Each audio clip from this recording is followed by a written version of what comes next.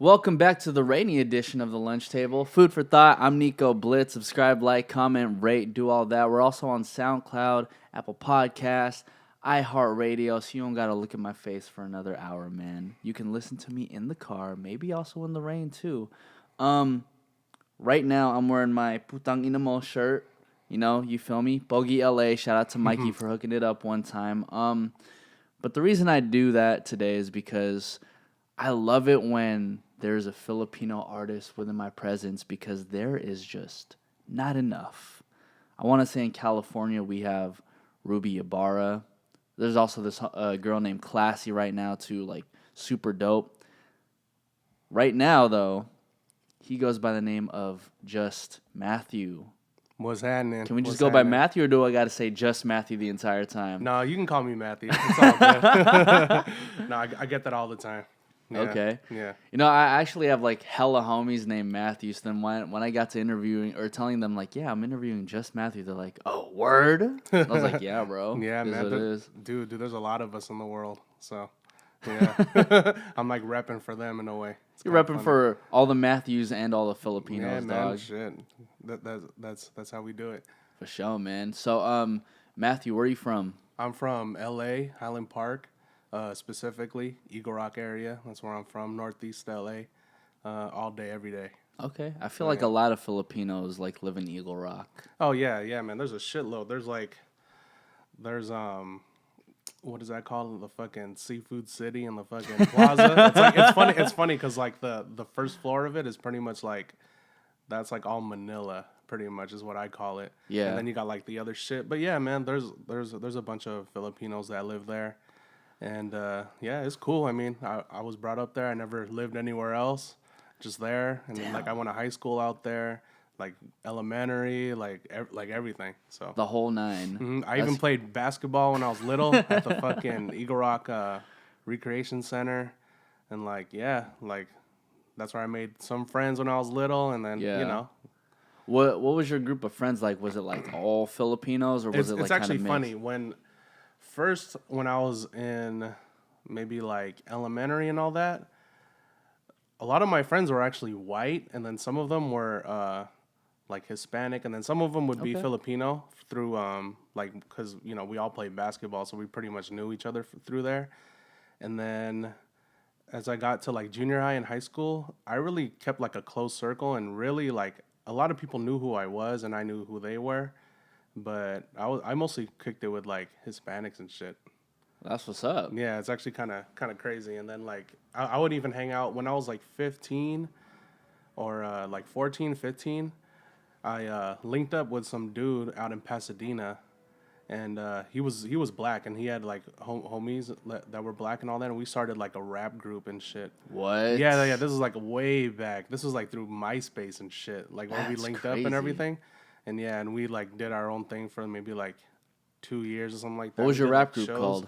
It's fucking Rhythm Voyagers crew. Rhythm Voyagers. It was fucking Damn. fucking like some old ass shit, like on some conscious type shit. Sounds like it. Yeah, Sounds yeah, like it. Yeah, it's a trip. So that's So when. then what? Like, Were you kicking like boom bap type of shit when you started out? yeah, pretty much. Yeah, just that because I don't know, like that was just the thing I was on back then, and. Yeah, I remember recording with a fucking like the very very first song I ever recorded was from a $5 like piece of shit microphone from Radio Shack. Damn. And like they don't even exist anymore. I didn't even know they made Yeah, microphones yeah. for $5. So like yeah, that's fucking crazy. And like yeah, we did our own thing. Like it lasted pretty cool. Like we did shows at like the Roxy, the Knitting Factory when it was still here. Yeah, so and like other shit, like one of the dudes in the group, he went to Pepperdine, and so like they had like this talent showcase there. We did a show there, like random like spots everywhere, but it was cool. It was more of just like for the love of it, you know what I mean? Like cause like I was the youngest. I was 15, and everyone was like in their 20s at the time. That's insane. Yeah, they were like 20, like 21, 22, 23. Like they were in college. Some of them were like working and shit already. And it was actually kind of crazy because we did a show out in, I think, like, by Los Feliz, kind of, like, down that area. Okay. And it was crazy because, like, I was, like, 16 or 17 at the time. And then, like the security guard wouldn't even let me in. Like he thought like he was like, nah, I'm like you're bullshitting, like you're not performing here. And I was like, yeah, I am. And then like, I'm with the 20-year-olds. yeah. And I had to slit him like $10 just for him to let me in because he was being a dick. But it was funny because like even like the manager of the club, he was saying like, dude, you can only stay in the dressing room until you're set, and then when it's over, you have to leave. So it was like kind of crazy because like. I don't know. Well, I like mean, I everyone's get like it. older than me, and like Yeah. like it was pretty cool. I mean, they wouldn't want to catch a case. No, yeah, for sure. But it was pretty cool because it was like hell yeah, like fucking all the people like that's in school. I mean, they're probably just at home doing homework, and I'm over here doing this shit. So Yeah, it was pretty dude, fun. rapping at the age of 15 with like a whole bunch of 20-year-olds. That's insane. Hell yeah, man. It was pretty lit. Yeah, dude. So yeah. Did you ever feel like I don't know, little brothered? No, not really, not really. Because I guess with me, like intuitively. Like I kind of like talking with older people, especially when I was like in my teens, because like obviously they had more life experience with me than me. I mean, and then like I skipped second grade, so like naturally. Oh, what? Yeah, so naturally I was the youngest one out of everybody all the time. So like I was just used to it. Wait, why'd you skip second grade? You're just I fucking too smart. Yeah, fucking. I blame it on some private school I went to. I guess I don't know. Maybe it was too easy. Man, So, fuck yeah. it, man. Take your Yeah. wins whenever you can. Yeah, hell yeah, man. Yeah, dude. At the age of 15, you're performing alongside 20-year-olds with Rhythm Voyagers. Yeah, that And- was a long. So, what was it like for you being on stage performing at the age of 15? Dude, it was actually it was pretty cool. Like for me, I didn't really care about the crowd too much because I mean, obviously it's different like when you're by yourself. But like, I was with like 4 or 5 other dudes on the stage, so like it didn't really faze me or nothing like that. I didn't get like stage fright or nothing like that because we all like vibed, we even rehearsed and all that, and it's just like you just do it because you love it, you know what I Yeah. mean? So I didn't really like get intimidated or little brothered by anybody. Like it was cool. It was all a learning experience. Like looking back at it, and there was some fun times. Like I remember it till this day. So What was like the craziest performance that you had, The or like one craziest that really performance? sticks out to you? one that really sticks out. Well, there's 2. One of them was at the Roxy for sure is one. Cause like I had like my whole family was there. Like it was Aw, kind of that's funny. cute. Like Okay. I know, yeah. Like they made like one of my friends in the group. He made like T-shirts and shit. It was kind of funny. They were like some janky ass T-shirts. Like looking back at it, they were like the basic ass font and shit. But like he gave them out to like my family and everything. Everyone was wearing it. And, like his like homies and shit were wearing it and all that. Yeah. So like that one sticks out because that was like the first ever like in like a club setting. Was everyone like having matching shirts? Too? Yeah, Oh, exactly. that Yeah, dude, that's dude. insane. Like some like mid 2000s shit. But that and then the one in Pepperdine because like that was like I think the biggest crowd we ever did, and that was like I think like 500 people at the time, and it was like some crazy shit. Like it was at a university, like probably like everyone was probably like fucked up and shit. Like and like I'm like oblivious to everything. I'm like damn mate, like I don't know what drunk yeah is. yeah. I don't know what What's drunk is. Like I don't know what high is, but like like it was just mad energy, and it was actually the event was like a talent show for like the students in their campus, and like one of the dudes in our group, he went to school there, and then like he like asked him if we could like be the like intermission entertainment or something, and like yeah, that's how we set it up, and it was cool. So technically, you guys weren't even like part of the talent show. You guys No, were we were kinda just like a guest. Yeah. Hey, Which is man. cool. That's what's up though. Yeah, Performing in front of like 500 people. Yeah, no, I remember like me, my mom, and my dad like driving out there. I'm not sure if my brother went, but yeah, and then like I remember like I borrowed like my older brother's leather jacket, and I thought I was like all cool and shit. But yeah, that was fucking long ass time Like, ago. man, I gotta kind of look the part just yeah, a little bit. Yeah, some weird flex, but it's all good. Yeah, it's all good. It's So all then- learning experience. So then, Rhythm Voyagers. I'm assuming you guys aren't together anymore. No. So what happened with that? Like we just did our own thing. Like some of us like stopped doing it. I remember one of the dudes in the clique, he went to the military, and then so like that kind of like we were just like doing our own thing.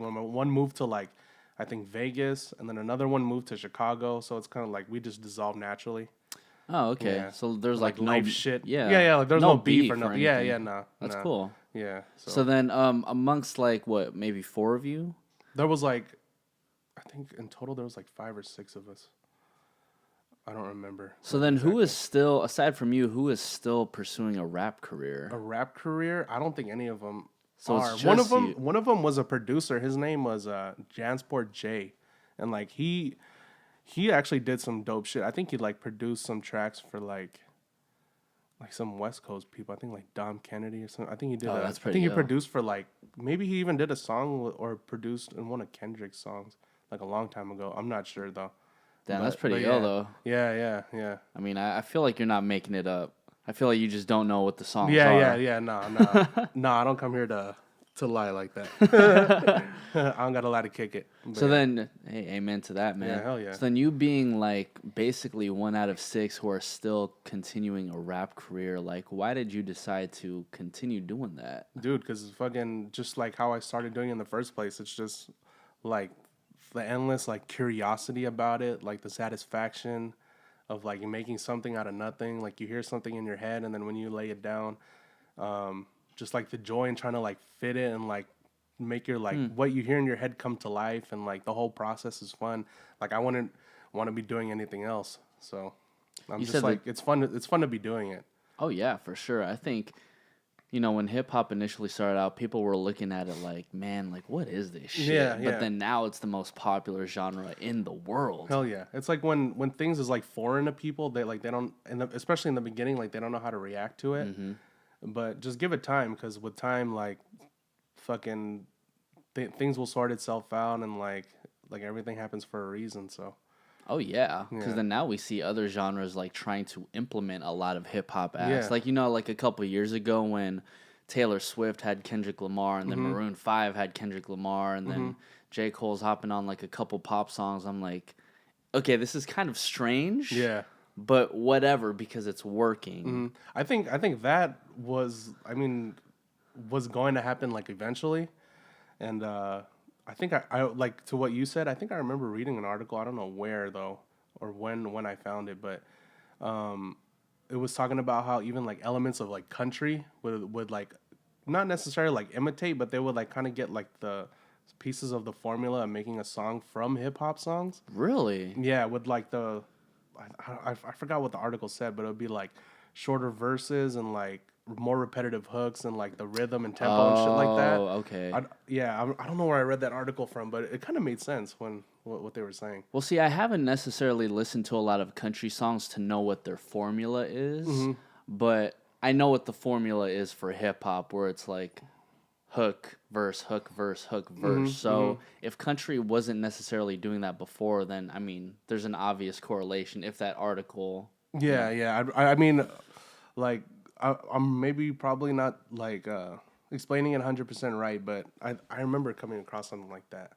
But yeah, whatever. Well, shit, country's still like a big like genre in itself too. Like, what's her name? Like this country singer just won like the Grammy for like best new artist or something. Yeah, what's her name? I don't know her Casey name. Musgraves, I think, is her name. Yeah. Damn, you know it better than I do. Yeah, no, because I was watching that show with my girl. That's why. So That's what's up. yeah.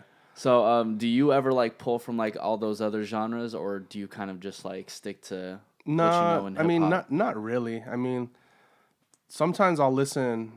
I'll listen to other genres of music just to like get a break, like mentally wise, just to listen to some other shit. But as far as drawing inspiration from, no, not really. So then, who do you like draw inspiration from in terms of like, let's say, a rap artist? Who you listen to the most?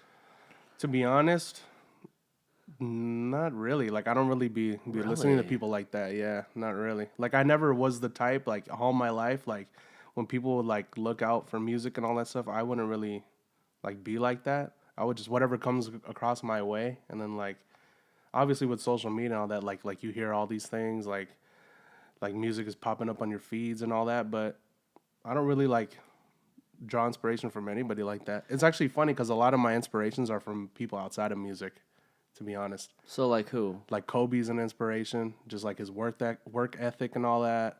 Like I'm a huge Laker fan, like all day ever since I was little. My family, all that. Wow, dude. Yeah, so people like that, just people doing like crazy, like inspirational shit. Like whether it's like, I don't know, like people making something out of nothing. Like it doesn't even have to be from like famous people or nothing. It's just like maybe people from my family, like see how my dad like brought us up, like he struggled and everything. Hearing his life story, hearing my grandma's life story, and my mom's life story. Like, Hey! Don't skim through that, bro. So, what was your dad's life story like? oh, dude, it's fucking.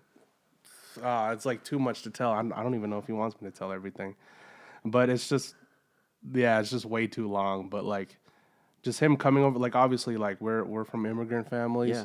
so like just like knowing, like just seeing that struggle, like having to get from a place to another place, point A to point B, and like just setting like a better life for his family and all that. That's like an inspiration to keep me going. You know what I mean? When I think about like quitting and stuff like that, or like when we all have those down days and shit. I mean, I know it sounds cliche and all, but I mean, like this shit's real. Well, I mean, seriously, if you think about it, because I'm first generation like American too, Yeah, right? same here. Yeah. So when my parents moved out here, so my dad moved out here when he was about 25. My mom moved here when she was maybe like 5 years old.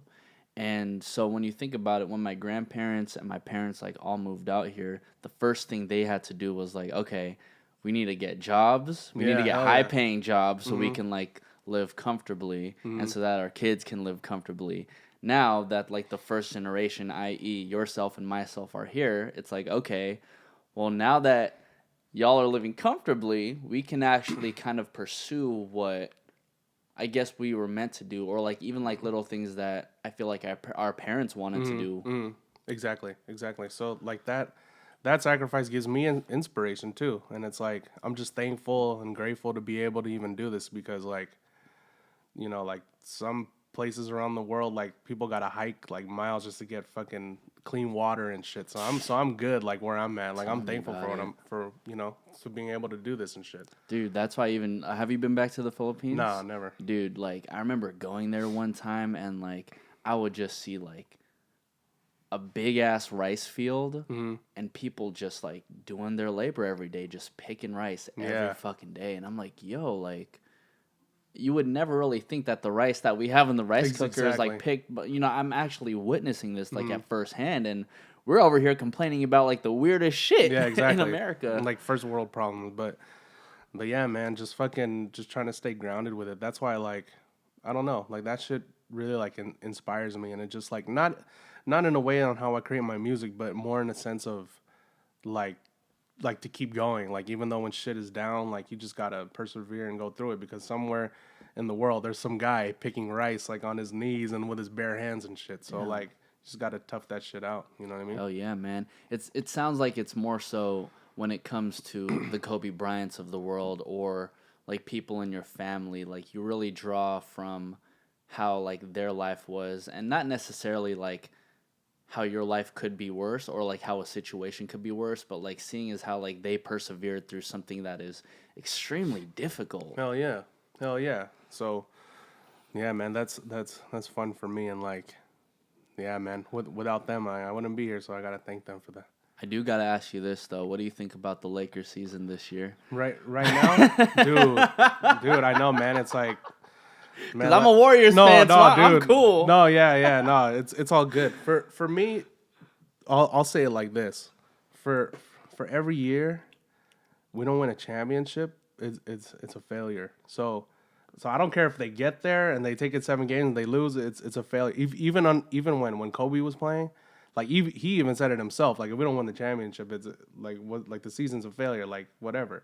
So me growing up as a Laker fan, even my family back in the 80s when Showtime was on, yeah, if we don't put up the trophies and hang the banner, then we don't care about none of that. Damn, man. Yeah. See, I get like straight up. That's weird. See, it's kind of weird to me. Because like the Lakers, they're like a known like championship caliber team. Mm-hmm. But me being like a Warriors fan since like 2007, we didn't have like those. We didn't have those accomplishments that we can like really gravitate towards. You had that one, Baron Davis, the 8th seed when you guys beat the Mavericks. Yeah, but we didn't win that year. Yeah. We didn't win that. But you know what I mean? Like even like beating the Mavericks that year, we were over here like, yes. No, hell yeah. The fucking best. Hell yeah. Because like I don't know, for us it's different. I mean, like probably like pretty much since 1980 we won 10 championships, and no one else could say that. So I think that just comes from, I guess, what we're used to, being like spoiled by all the great players and all that, and like,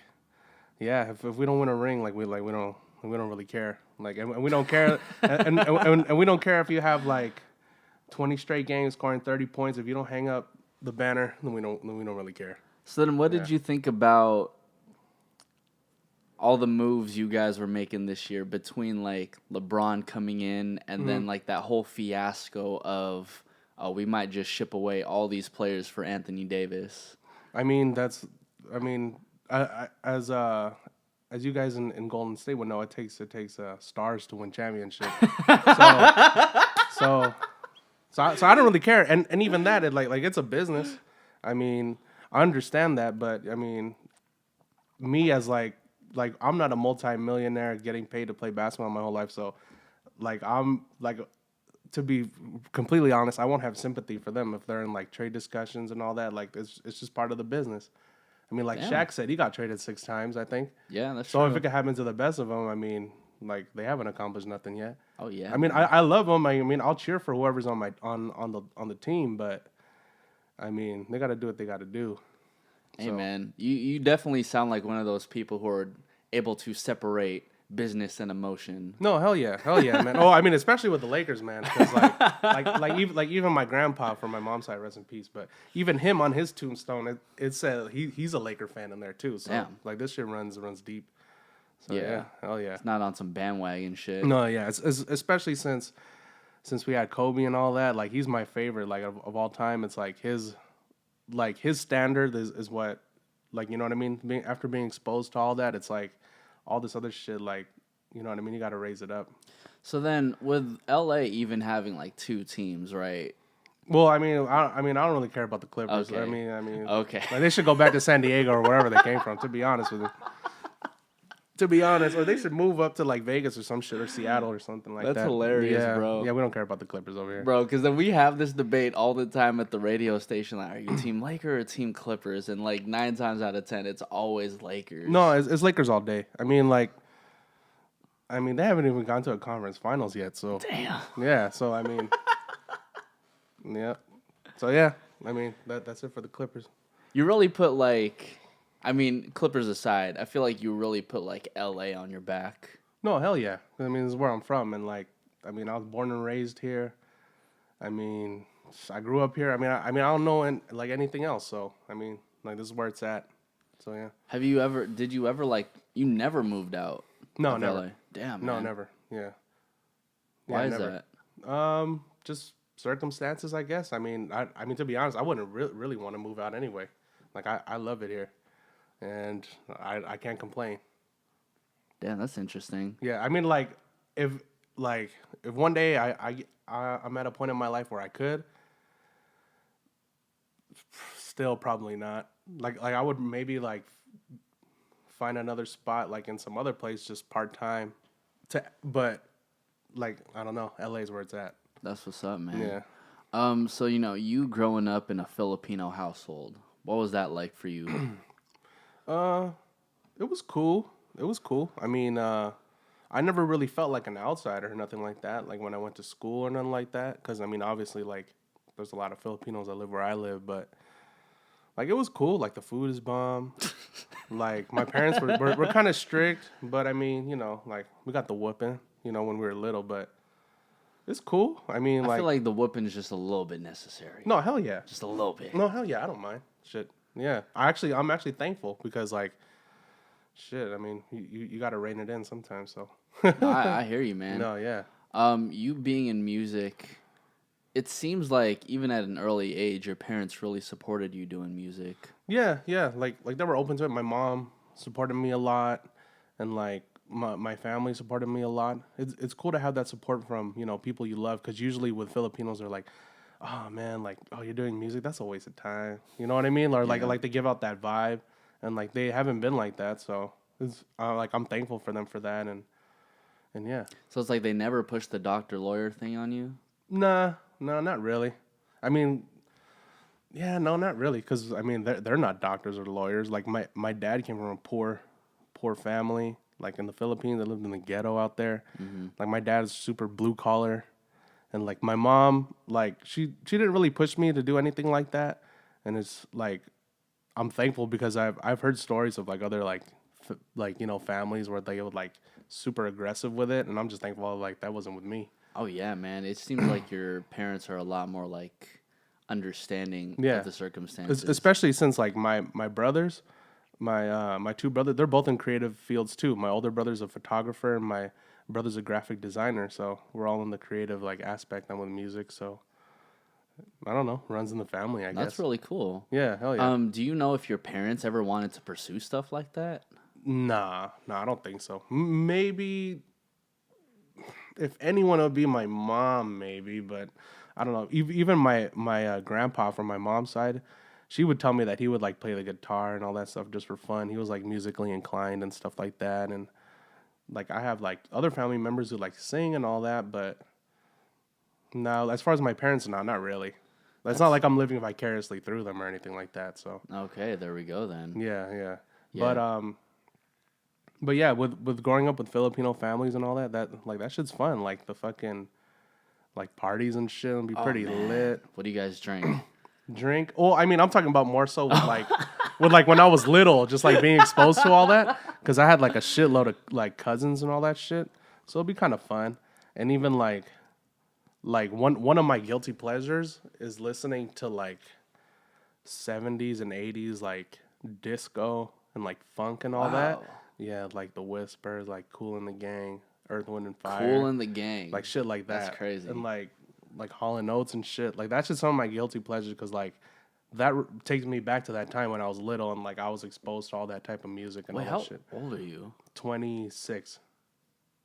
Oh, we're not even that far apart. I'm gonna be 26 next week. Oh, nice. Yeah. Yeah. Happy early birthday. Thank you, man. Thank you. No problem. But damn, dude, like it's kind of rare hearing like a 20-something-year-old like really have a guilty pleasure of like disco music. No, dude, it's fucking lit. And even with like my, like, dude, it's just like, I don't know. It just takes me back to those times because especially like, Filipino parties, we sing karaoke and all that. all the like, time. So like, I was exposed to that type of music and like just hearing it like in the radio station, my mom would be driving us around when we were little, and like I always like loved that type of music, and like even sometimes with my dad, like I'll be with my dad and like he'll bump like classic rock from like the 70s and like some shit from the 80s and shit. Like that shit's lit too. Like that shit's fun. Like I like being exposed to all that shit, and I won't even front about that. Like that's just lit. That's tight, man.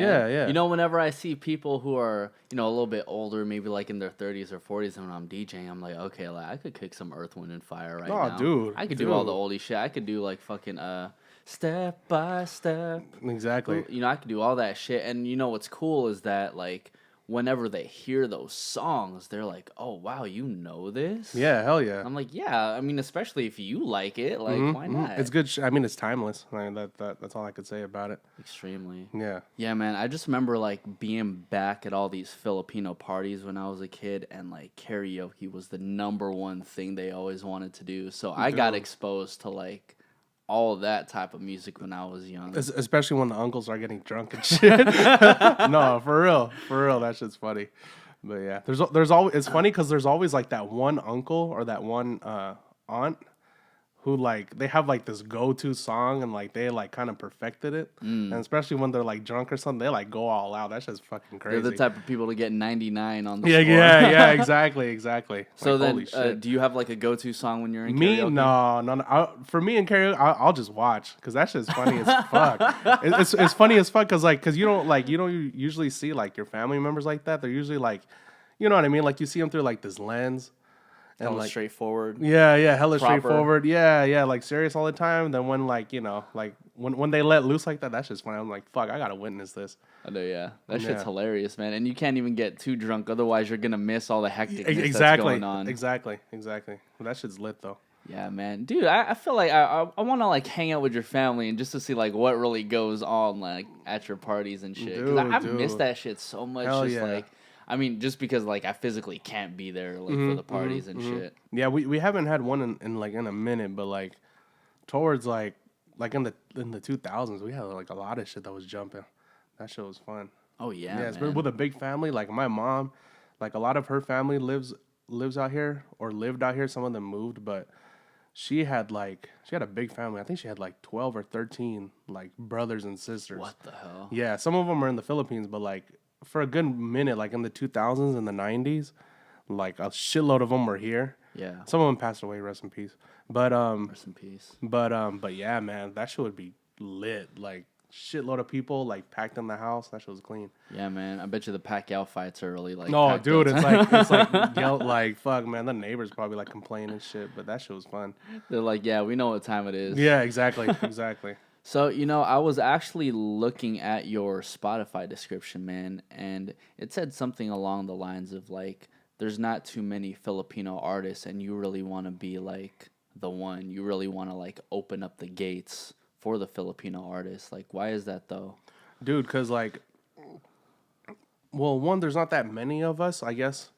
I mean, I know a lot of Filipinos do it, but like right now in the landscape, I don't really see anyone and be like, okay, like he represents me, or like he had a similar like he or she had a similar come up as me, and it's just like it's just about that time. I mean, why not now? Why not aim for that? I mean, there's a lot of us, and like we're a tight knit community, and like we're supportive of each other, so why not? Yeah. Yeah. No, I hear you. And to like break that stigma of like, okay, like we gotta only do this, we can only do that. Like, why can't we do it? And if anything, the time is now. Like, what's wrong with right now? So how come like the idea that the time is now? How come that wasn't occurring before? I don't know. I think,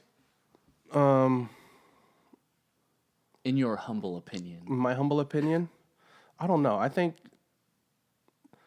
what I can say is I think with like the democratization of like being able to access tools to record and all that, I think that also helped like everyone to like be like, okay, like we could do this, like we could go to this store, so and so, whoopty whoop, and like buy this equipment, buy that equipment, and we could do it. Like, like hip hop, rap is like the most popular genre probably in the world, so it's only natural that that would trickle down to kids that are like growing up now and all that. So why not? And we have social media. We can communicate with each other around the world. Like we didn't have that when I was like in fucking middle school and all that.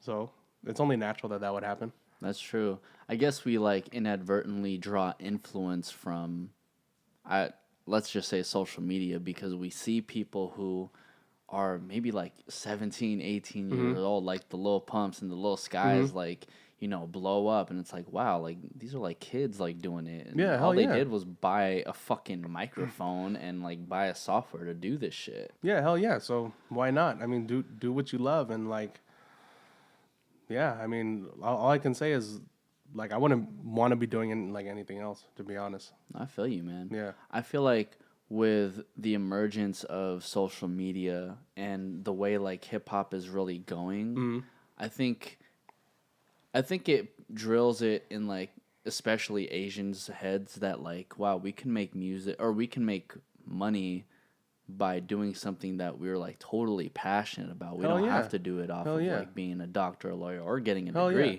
Because I mean, a lot of us, like straight up, a lot of us like the music anyway. Like we're fans of it. Like I got like an older brother who grew up in the '90s. Like he listened to all that shit.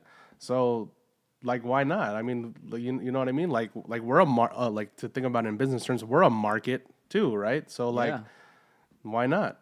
And like, if people like it, they like it. If they don't, they don't. And it's not like to put it in a box or anything, but I'm just saying like why not? I mean, I am Filipino. Like, I mean, if I was like Egyptian, I would try to put it on for Egyptian people. True. You know what I mean? Yeah. So why not? Well, that's why even going on your Spotify, and I just learned about this feature, like looking on your shit, like a lot of your listeners are in Manila, in Quezon City, and I'm like, wow. Like, No, yeah, hell yeah. And that's because of shout outs to Spotify for artists. Like we submitted not my last song, but the song before that, Don't Play With Me. We submitted it to for consideration on Spotify's like Filipino playlist. So yeah, we debuted that song on New Music Friday Philippines. So shout out to them. Yeah. And now it's on Pinoy Rap. It's been there for maybe like 2-3 weeks now. So shout out to them. So yeah, fucking. I mean, people love the music out there, so why not? Yeah, for sure. Yeah. And you know what's crazy? Even like going down through Pinoy Rap, I couldn't help but think that like, wow, there's so much like American influence in here because they just don't know what. A lot of them don't know like the boom bap era of hip hop. Oh yeah, hell yeah. But that's like that's another testament to the internet and all that, because we could look all that shit up, and like it's available for everyone to look at, and not just the Philippines, but like most of the world is like influenced by America anyway. So that was gonna happen like eventually. You know what I mean? Like through all facets of culture, whether it's music, art, movies, even like other shit, other types of businesses and stuff like that. Even our sports, like people in the Philippines know who like LeBron James is and That's all that true. shit. Like Stephen Curry, he's probably huge over there too. So Oh yeah. yeah, so like the culture, like it'll permeate and like people get influenced by it, and that's how it is. The only thing I hope that they, them in the Philippines like really pick up on is like the television shows, because I remember growing up watching all these damn soap operas and I'm Yeah, like, yo, yeah, mom, dad, yeah. these are the same damn stories, Yeah, mom. Like, hell what yeah. you doing? Yeah. Yeah, I agree with that. I never really stood around to watch it with my mom or nothing like that. Yeah. But yeah. I did also see that you got featured on, what was it, Kababayan LA? Oh yeah, dude, that was like when I was in, how old was I? This was like when I was doing that thing with that group. I was like 15, 16, like around that 15, 16, 17 is when that all that existed. But yeah, it was lit. My mom, I like the show isn't around anymore. I know that. Well, yeah, I YouTubed it. I couldn't find shit. Yeah. I think it dissolved like years ago, I think. But yeah, my mom actually sent them a letter or an email, I think, saying like, this was around the time when I was performing, like at the Knitting Factory when it was still here and doing all that shit. We were performing. My mom sent them a letter saying that like, oh hey, my son has a show at the Knitting Factory coming up. Like he's in this rap group, or he raps this and that. And like she invited me on, so shout out to my mom for that. But yeah, it was pretty cool because like it was on a school day, so like I got to miss school and go to this shit. Yeah, hell yeah. So like I was like in this television studio. It was actually kind of crazy. Like I remember waiting outside, like in the waiting area, and then I think during the show there was like 2 other guests or something. I like met them. It was kind of cool. And then like I just remember seeing like the on air like sign like outside the recording, and I was like, holy shit, like I can't believe I'm here right now. Like, but I was thankful I didn't have to go to class or anything like that. Yeah. Yeah. It was like a kill 2 birds with 1 stone. Hell I gotta yeah. go to class and I'm gonna be on TV. Hell yeah. Fuck it, let's run it. And I got to perform there too, like in studio. They even one of the dudes there, I think he was like one of the directors of the show or one of the producers of the show or something.